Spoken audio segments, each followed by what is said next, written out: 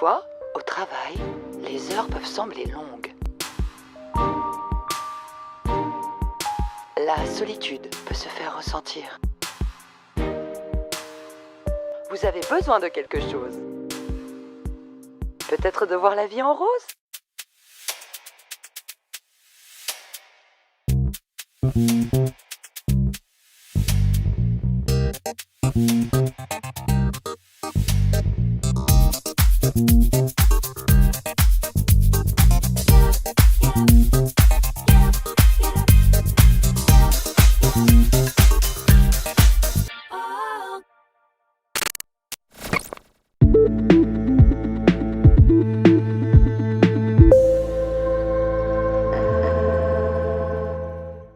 Alors ce soir, on a 2 listes qui vont débattre ensemble. Donc, pour, le parti Progrès, monsieur Émile Spray et pour le parti ASAP, nous aurons monsieur Balthazar et madame Nostal.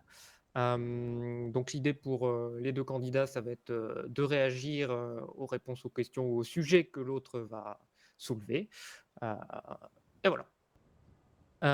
Pour cette édition, le débat va se dérouler en 3 étapes, assez simples. Premièrement, on va poser une question, courte, aux 2 listes. Ils auront 5 minutes pour y répondre, donc on y viendra juste après. Dans un second temps, on donnera la parole, à une puis l'autre, liste qui soulèveront un sujet de leur choix, et évidemment l'opposant direct pourra répondre, heu, à ce sujet et un débat pourra être lancé sur 2 sujets qu'ils auront choisis et en dernier, en troisième position, nous aurons les questions du public. Donc on vous invitera à, vous présenter pour poser vos questions, ce qui soulèvera un sujet principal pour lequel nos 2 candidats pourront débattre. Tout simplement. Alors, du coup, on va commencer avec, monsieur Spray pour la liste Progrès. Pour, cette première étape du débat, on va vous poser une question simple. La question étant: pourquoi vous êtes-vous présenté au poste de maire de Los Santos? À vous la parole. Et bonjour à tous, j'espère que vous m'entendez tous. Enchanté, Emile Spray, candidat pour la mairie de Los Santos. Si je me suis présenté aujourd'hui devant vous et lors de ces élections, c'est pour plusieurs raisons. La première, en tant qu'ancien représentant employé, j'ai eu la chance de pouvoir défendre les autres employés, que ce soit à l'Assemblée ou au fil des discussions que j'ai pu avoir avec certains chefs de service. Dans ce cadre-là, j'ai beaucoup aimé l'expérience de pouvoir discuter, débattre et puis amener de nouvelles propositions sur la table. Et dans un second temps, fort de mon expérience dans l'événementiel et des nombreuses discussions que j'ai pu avoir avec les acteurs de l'événementiel du comté, je me suis rendu compte qu'il y avait une grande réforme à appliquer à tout ça afin de pouvoir les rendre plus accessibles et de pouvoir accompagner au mieux ceux qui dévouent leur temps à créer des événements pour nous tous.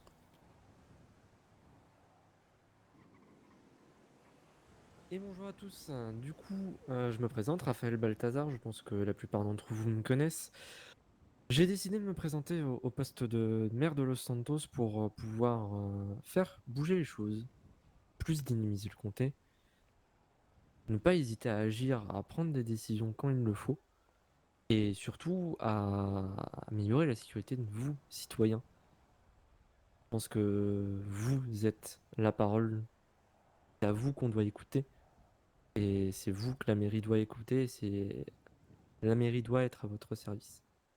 C'est pour ça qu'on a envie de changer les choses, faire bouger tout ça. Et avec ma colistière, Madame Nostal, on est préparé et prêt pour tout ça.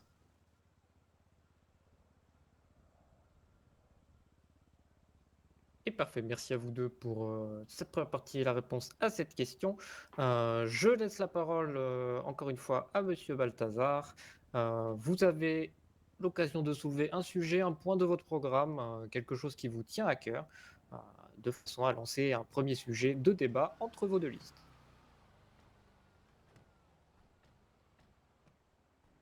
Je pense que le premier sujet qu'on va lancer sur ce débat, ça va être les services publics et la sécurité sur notre île. Je pense que c'est quelque chose de primordial pour tous, que ce soit pour les agents de service public, pour les citoyens, pour les chefs d'entreprise. C'est quelque chose à ce qu'on tient tous, que nos services publics fonctionnent, que ce soit les SPD, que ce soit LSES. Et ce qu'on attend aussi également, c'est qu'on soit en sécurité sur notre île. On a besoin de cette sécurité pour se sentir à l'aise, pour pouvoir aller bosser si on en a envie. Et c'est pour ça qu'on a décidé de mieux soutenir les services publics.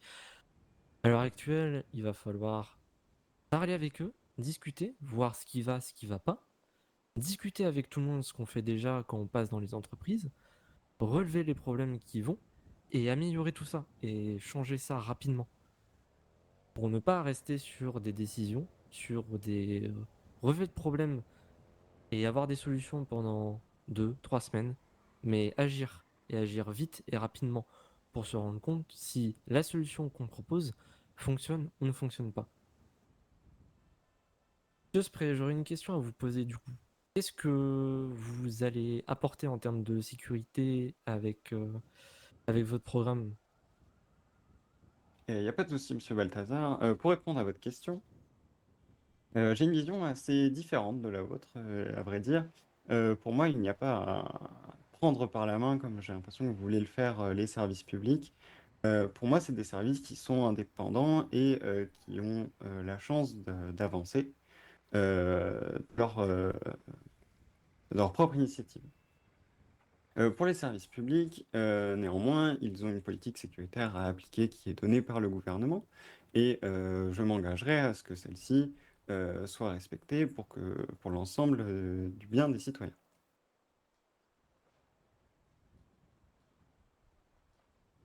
Si je peux me permettre Néanmoins, oui, allez-y. de rebondir sur ça, dans votre programme, vous dites que vous allez vous-même faire la politique sécuritaire. Alors, je ne pense pas, je ne sais pas ce qui vous fait dire ça. Néanmoins, si c'est à propos de la sécurité des employés, c'est pas là-dessus qu'il fallait le comprendre. Ah mais enfin, je ne le comprends pas, je le lis, je reprends votre programme où vous dites mot pour mot que vous allez élaborer une politique de sécurité. Là étant que c'est pas le rôle de maire. Le rôle de maire est d'accompagner les services publics et les chefs de services publics tout en garantissant la politique sécuritaire et la politique de santé fournie par le gouvernement. Évidemment. Mais néanmoins, la mairie peut être en rôle de conseiller pour apporter des modifications dans le sens des employés qui travaillent. Dans ce Évidemment. cadre-là, il n'est pas impossible pour la mairie de soutenir les employés et les entreprises dans leur démarche pour qu'elles soient plus en sécurité. Évidemment, mais c'est pas ce que vous notez dans votre programme, monsieur Spray. Merci à vous deux pour ce premier sujet. Monsieur Spray, est-ce que vous voulez rebondir ou pas sur cette question ou est-ce que tout est dit de votre côté?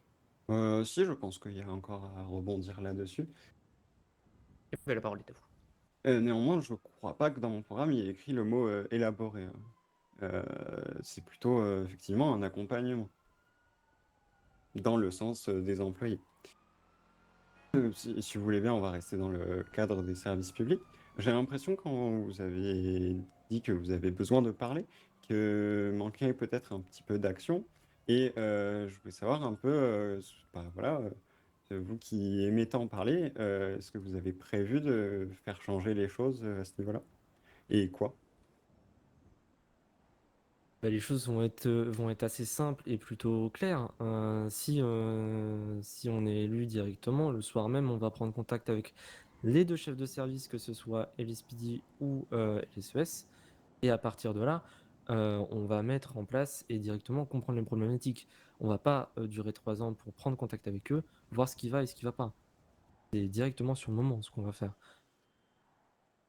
Je suis bien d'accord avec vous, j'ai l'intention d'en faire autant. Du coup, merci messieurs pour ce premier sujet. Je vais laisser du coup la parole à Monsieur Spray qui va pouvoir soulever un sujet qui lui paraît important, un point clé sur son programme, sur lequel vous pourrez une nouvelle fois débattre ensemble. À vous la parole. Je vais en profiter d'avoir la parole pour expliciter quelque chose qui a été marqué très très légèrement dans le programme, ce qui était difficile à être rédigé.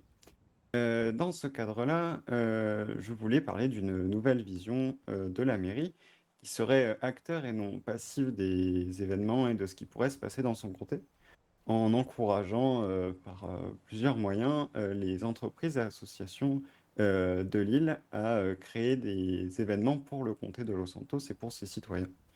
Euh, je vais lancer du coup le débat dans ce sens-là. Monsieur Balthazar, j'ai l'impression que vous encadrez un peu trop les événements du comté. J'ai pu lire que vous aviez une ou deux dates de prévues. Est-ce que vous pensez que de le réduire à ça, ce n'est pas une mauvaise idée? Pour vous répondre, Monsieur Spray, à l'heure actuelle, on ne réduit pas à ça. On propose de nouveaux événements, on propose un accompagnement et surtout une collaboration avec les entreprises pour le, pour la fête de la musique et surtout de créer un nouvel événement qui est le défilé du 4 juillet. Je n'ai juste que des propositions, de nouveaux événements. On laisse évidemment la porte ouverte à tout citoyen, à toute association ou à toute entreprise qui le souhaite de créer des événements dans le comté. À l'heure actuelle, le comté de Los Santos a les capacités de créer de très beaux événements, comme il se passe dans le nord. On est ouvert à toute proposition et on n'hésitera en aucun cas à appuyer et à aider tous ceux qui voudront faire des événements dans le comté. Mais du coup, dans ce cas-là, à attendre les réponses des associations qui peuvent créer des événements, vous ne pensez pas que ça ne pourrait pas limiter le développement de ces derniers? Je pense sincèrement que de les accompagner et de les contacter dans enfin, dans cet objectif-là est quelque chose qu'ils attendent. Alors, si vous m'avez écouté, Monsieur Spray, c'est exactement ce que j'ai dit, c'est accompagner et aider les entreprises et les associations à se développer et à développer des événements. C'est ce que je viens de dire à l'instant. Nous, en tout cas, sachez qu'on ne se limitera absolument pas à ça. On a très hâte et on a déjà un peu commencé à travailler avec les entreprises qui le souhaitent pour, si on est élu, dès le premier soir de notre mandat, à commencer à préparer des événements pour notre comté. Parce que la force du comté, encore une fois, c'est ses citoyens. Monsieur Spray, vous préparez quoi en termes événementiels, concrètement?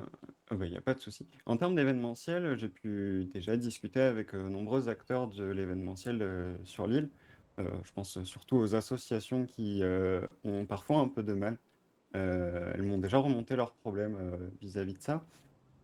Et effectivement, elles auraient plus besoin d'une mairie active qui revient vers eux, qui peut les accompagner financièrement, qui peut les aider avec, par exemple, des temps, enfin, du temps qu'on pourrait accorder à la mairie, même de pouvoir avoir besoin des employés de mairie afin de créer de plus beaux événements. Donc nous leur avons déjà fait savoir que nous étions aussi dans ce sens-là, fort de mon expérience dans l'événementiel, et que nous savons pertinemment qu'elles en ont besoin, et nous allons tout faire pour les accompagner au mieux afin qu'elles créent de beaux événements. Monsieur Balthazar, Madame Nostal, est-ce que vous avez quelque chose à rajouter sur ce sujet? Non, absolument pas. Comme on l'a mis dans notre programme, on n'aidera pas aussi. On continuera à aider plutôt les associations pour la création d'événements avec tout ce qui est financière et surtout on mettra la main à la pâte avec eux pour les aider. Impeccable. Merci, Monsieur Spray, d'avoir soulevé ce sujet. Je vais inviter les personnes qui souhaitent poser une question à se rapprocher des escaliers à ma droite et on va pouvoir procéder aux questions du public pour lancer des sujets de débat. En attendant, n'oubliez pas de bien manger et bien boire, évitez les pamoisons. Si vous avez besoin, vous avez les médecins juste derrière. Je vais soulever moi-même un petit sujet en attendant que des volontaires se fassent connaître. Pour Monsieur Spray, pour la liste progrès, vous mettez dans votre programme que vous ne procéderez à aucune augmentation des impôts. Le fait est que s'il y en a besoin, comment est-ce que vous réagirez? S'il y a besoin de finances dans un instant T, comment est-ce que vous allez réagir au fait que sur votre programme, vous promettez de ne pas les augmenter? Et je reprends la réponse. Alors, j'ai bien écrit qu'aucune augmentation n'était prévue. À l'heure actuelle, il est fort peu probable que la mairie en ait besoin. De par ça, je peux prendre comme source les derniers bilans comptables de la mairie qui étaient en très haut bénéfice. Donc je doute qu'il y ait besoin d'une quelconque augmentation des impôts et des taxes d'habitation. Néanmoins, si un jour ce cas arrive, on prendra les décisions qui le sont nécessaires. Très honnêtement, je ne pense pas que ce jour arrive et je ne le souhaite pas pour notre comté. Et merci à vous, et Monsieur Balthazar, est-ce que vous pouvez nous dire deux, trois mots sur le programme que vous nous avez présenté? Vous n'avez pas d'onglet finances, vous ne prévoyez rien en termes de finances. Pourquoi ce choix? Est-ce que l'idée c'est de maintenir l'existant ou est-ce que vous avez des idées concernant les budgets, que ce soit services publics, mairie, etc. Alors, pour vous répondre très honnêtement, monsieur Rob, on a décidé de rien mettre côté finance sur ça parce qu'à l'heure actuelle, on ne connaît pas réellement ce qu'il y a dans les caisses de la mairie, on ne sait pas sur quoi se baser et on ne sait pas si les dépenses vont fluctuer ou pas. À partir de là, on va juste analyser ce qui se passe. Si la mairie permet des dépenses, on fera des dépenses qu'on juge nécessaires.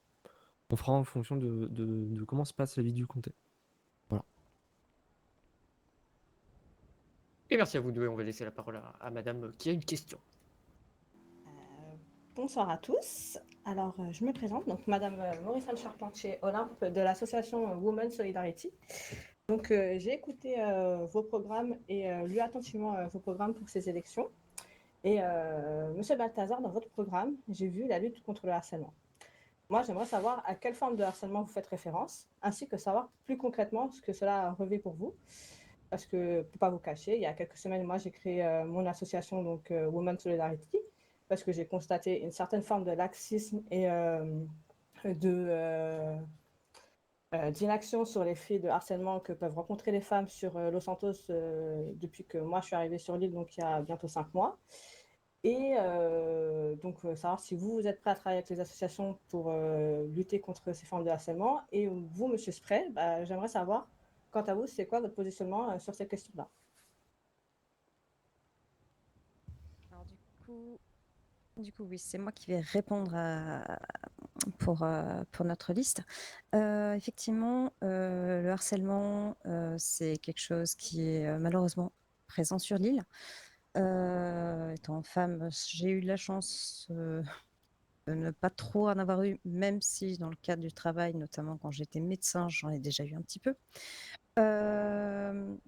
Effectivement, tout ce qui est campagne contre le harcèlement, on pensait justement faire appel aux associations, notamment à la vôtre, afin de pouvoir faire une campagne vraiment de sensibilisation à ce niveau-là, pas nécessairement écrite, peut-être plutôt vidéo justement, quelque chose d'un peu plus marquant qui puisse plus facilement toucher et impacter les gens.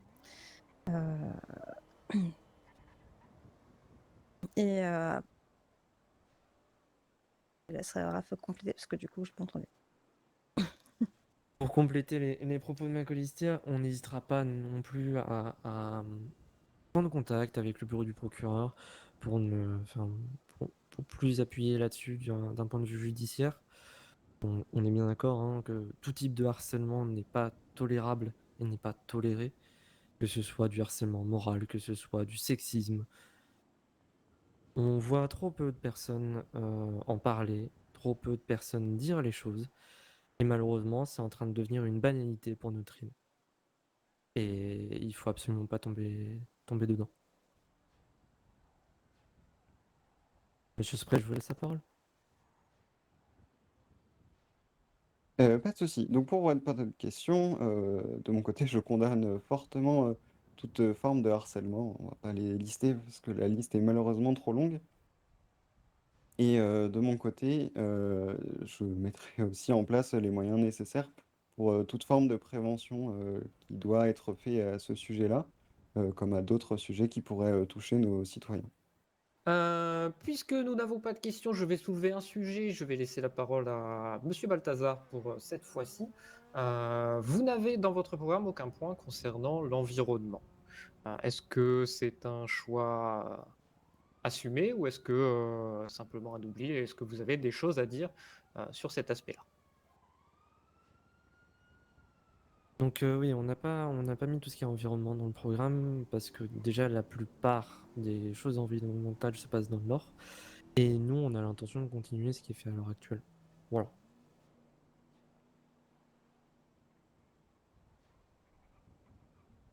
Ok, merci Monsieur Balthazar. Monsieur Spray, est-ce que vous avez quelque chose à dire sur le sujet de l'environnement, sachant que dans votre programme, vous ne précisez que la révision des heures de chasse pour la sécurité des promeneurs. Est-ce qu'il y a d'autres points sur lesquels vous voulez vous exprimer? À l'heure actuelle, je n'ai pas connaissance de l'état environnemental du comté, mais s'il est fort intéressant, c'est vrai d'en faire une analyse, de voir où est-ce qu'on en est, est-ce qu'il y a des points à améliorer dans ce sens-là. Je pense au labo de recherche de Human Labs qui pourrait aider le comté dans ce sens-là, afin de pousser par exemple des analyses, voir s'il y a des améliorations et des changements qui pourraient être faits afin de protéger l'environnement.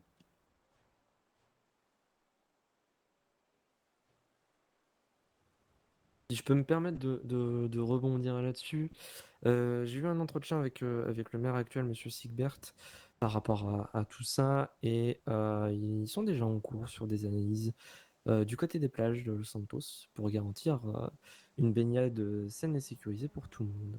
Voilà. On compte également continuer.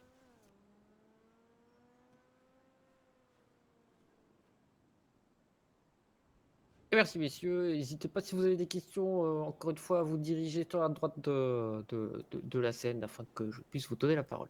Monsieur Spray, je vais vous laisser la parole pour vous exprimer sur un sujet de votre programme qui vous tient à cœur, de façon à lancer une nouvelle fois un débat entre vos deux listes. Oui. Un point intéressant, où on pourrait remettre un peu une couche, ce serait sur les zones de conduite sans limitation de vitesse. Certains ont pu lire ça sur mon programme. Je voulais m'étaler un peu plus dessus afin que vous compreniez un peu ce qui est caché derrière.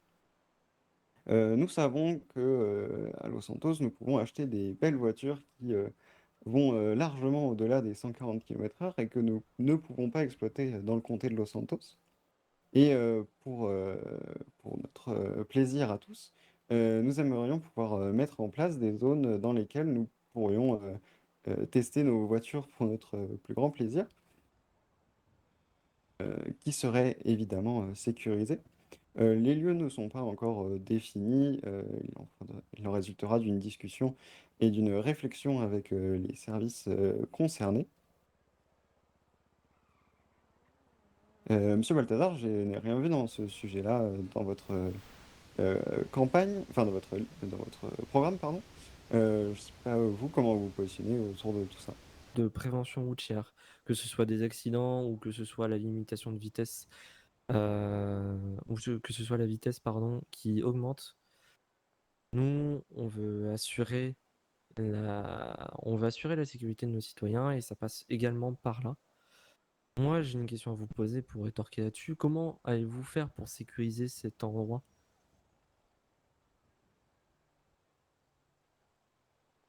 Pour être tout à fait franc, alors je vais reprendre un peu plus haut votre question. Euh, pour moi, passer en adoptant ce principe-là de zone sécurisée afin de permettre à chacun de rouler à la vitesse qu'il veut, ça pourrait permettre en ville de réduire les excès de vitesse. Néanmoins, pour répondre à votre question initiale, à propos de la sécurisation de ces lieux-là. Cela pourrait être de les installer dans des zones où euh, il y a des assez grandes lignes droites, ce qui éviterait des virages trop dangereux, ou avoir des circuits bien tracés pour éviter tout risque d'accident supplémentaire.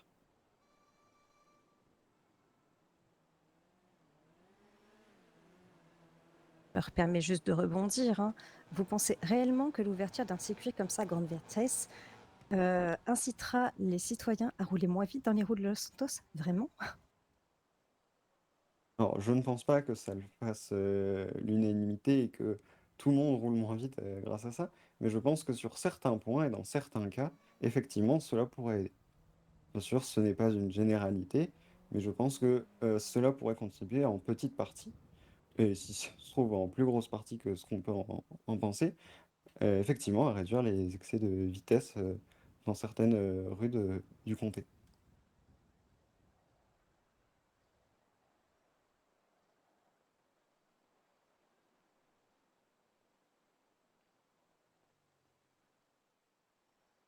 Et merci, messieurs, dames. Est-ce que vous avez quelque chose à rajouter sur ce sujet?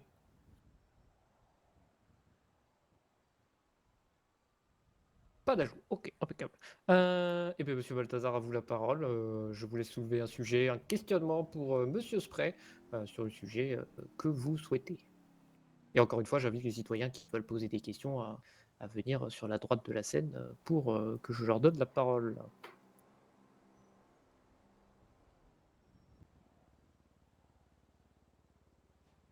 Excusez-moi, j'ai eu un petit problème. Moi, je vais rebondir sur votre programme, Monsieur Spray. Qu'entendez-vous par l'augmentation de la prime CDI à 20 000 $ pour les services publics qui deviendra une prime à l'engagement? C'est-à-dire, est-ce que vous comptez l'augmenter et la prospérer à toutes les entreprises ou juste la laisser aux services publics? C'est une très bonne question. Alors dans la première vision qu'on en a pour le moment, ce serait uniquement pour les services publics. Euh, Ça permettrait aussi de différencier une prime CDI à du coup la nouvelle prime à l'engagement, qui elle du coup serait destinée uniquement pour les services publics. La prime CDI, elle, resterait pour les entreprises du secteur privé.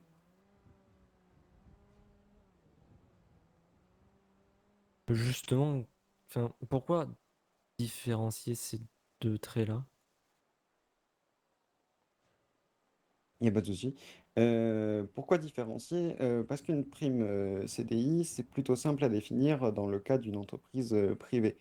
Les délais, les conditions sont plutôt claires. Néanmoins, pour les services publics, les conditions peuvent être un peu plus délicates. Certains cadets peuvent rester cadets un certain temps, certains euh, nouveaux employés du LSES peuvent rester en- il me semble que c'est des internes ou des externes, j'ai toujours un doute entre les deux, mais peuvent le rester un certain temps qui n'est pas chiffré, bah, ça peut évoluer d'un cas à un autre. Et donc pour cela, nous voulons faire la différence parce que ça resterait du coup lors d'une gradation et ça récompenserait ceux qui ont été, enfin la première gradation de chaque service public.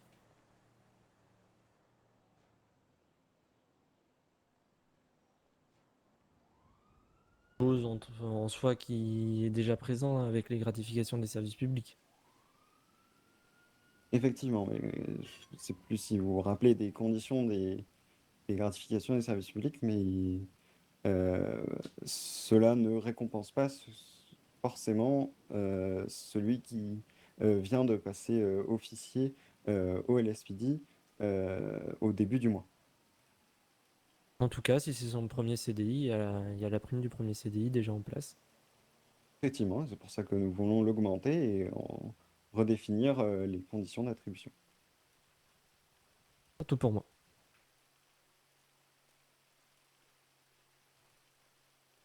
Très bien, merci à vous.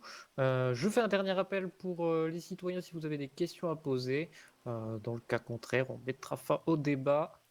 Je vois que quelqu'un arrive, je vais lui donner la parole. J'arrive.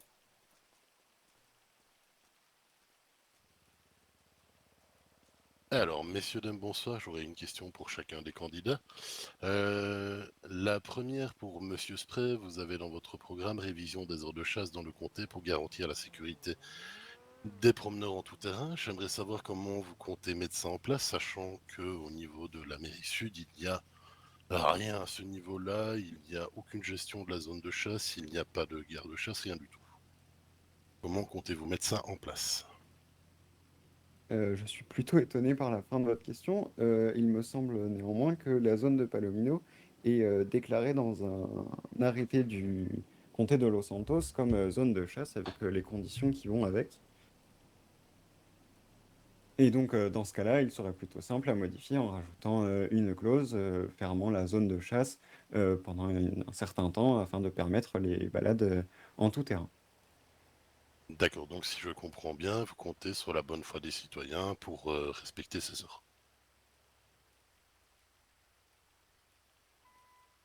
Alors, je comprends pas bien votre question, est-ce que vous pouvez la reformuler, s'il vous plaît? Gros, comment allez-vous procéder pour contrôler si vous mettez des heures et tout ça en place? Comment allez-vous faire pour procéder à des contrôles, vérifier que tout cela est bien respecté? C'est une très bonne question. Je pense que la mairie a des employés à qui on pourrait donner cette charge-là, un peu comme les gardes forestiers au nord. Ce serait pas un rôle à plein temps parce que le comté n'en a pas les besoins. Néanmoins, il y a beaucoup de solutions qui pourraient être mises en place afin de contrôler ceci. Je crois en la bonne foi de chacun et de chaque chasseur afin de respecter au mieux ces consignes. D'accord, merci pour votre réponse. Mon autre question est pour Monsieur Balthazar et Madame Nostal. Euh, Vous dites que vous ne prenez pas pour l'instant de position financière, tout ci, tout ça, parce que vous n'avez pas les chiffres. Je viens de faire un petit calcul en prenant 5 minutes, en regardant sur les canaux de la mairie de Los Santos pour reprendre les chiffres. Si on se prend sur les bilans financiers de ce début d'année 2023, on se rend compte que la mairie est en positif de 10 975 823 $. En prenant en compte ce chiffre, est-ce que vous comptez, par exemple, faire une diminution d'impôts ou une baisse de la taxe habitation dans le comté de Los Santos? Merci. Pour répondre à votre question, monsieur Lurquin, ça, c'est vos calculs. Il ne reste, on ne sait pas si c'est réellement le cas. On n'a pas accès au coffre à la banque de la mairie. Mais à l'heure actuelle, je pense, en toute honnêteté, que la taxe d'habitation est déjà assez basse comme ça, et on n'a absolument pas l'intention de l'augmenter ni de la baisser pour le moment. Et parfait, nous sommes de retour. Monsieur Spray, je vous laisse la parole pour rebondir sur la question de Monsieur Lurquin et la réponse de Monsieur Balthazar, si vous le souhaitez. Alors pour être un peu plus précis, bon, comme écrit dans le programme, je ne compte pas augmenter ni la taxe d'habitation ni les impôts des entreprises. Néanmoins, c'est pas pour autant que je pense que la mairie de Los Santos devrait avoir une moyenne négative. Enfin, même si c'est pas possible, mais avoir un bilan avec un déficit énorme, je suis pas sûr que c'est l'objectif non plus de la mairie. Même si, d'après les calculs de Monsieur Lurquin, il y aurait 10 millions, voire plus, à la mairie de Los Santos.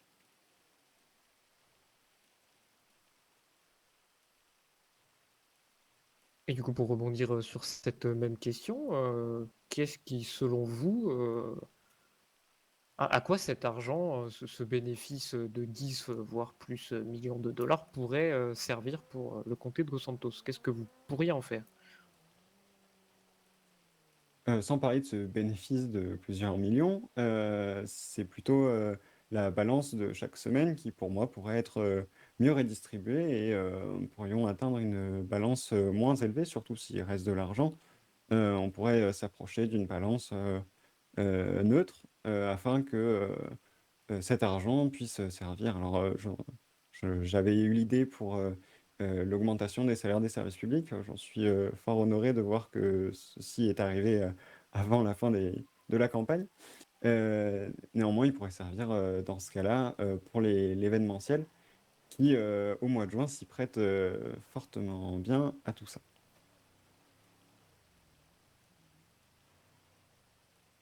Monsieur Balthazar, est-ce que vous avez quelque chose à rajouter ou Madame Nostal?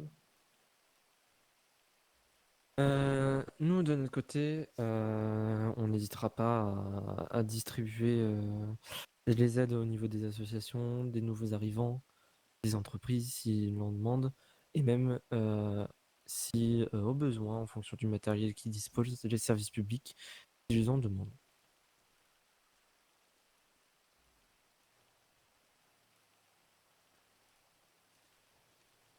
Et merci messieurs. Et du coup, dernier des derniers appels pour les questions du public. Si quelqu'un souhaite poser une question, merci de se rapprocher de la scène de droite. Dans le cas contraire, on va mettre fin à ce débat. L'idée, ça va être de laisser la parole une dernière fois aux deux listes candidates pour un petit mot de la fin, une petite phrase, ce que vous souhaitez dire aux citoyens de Los Santos. Je laisse la parole du coup à Monsieur Balthazar pour ce petit mot de la fin. Sachez que nous, on est là pour vous citoyens, on est là pour vous défendre, on est là pour vous aider, on est là à votre service. On n'hésitera pas à agir, à trouver des solutions aux problèmes que vous avez. Et il ne faudra pas non plus que vous nous sollicitez par rapport à ça.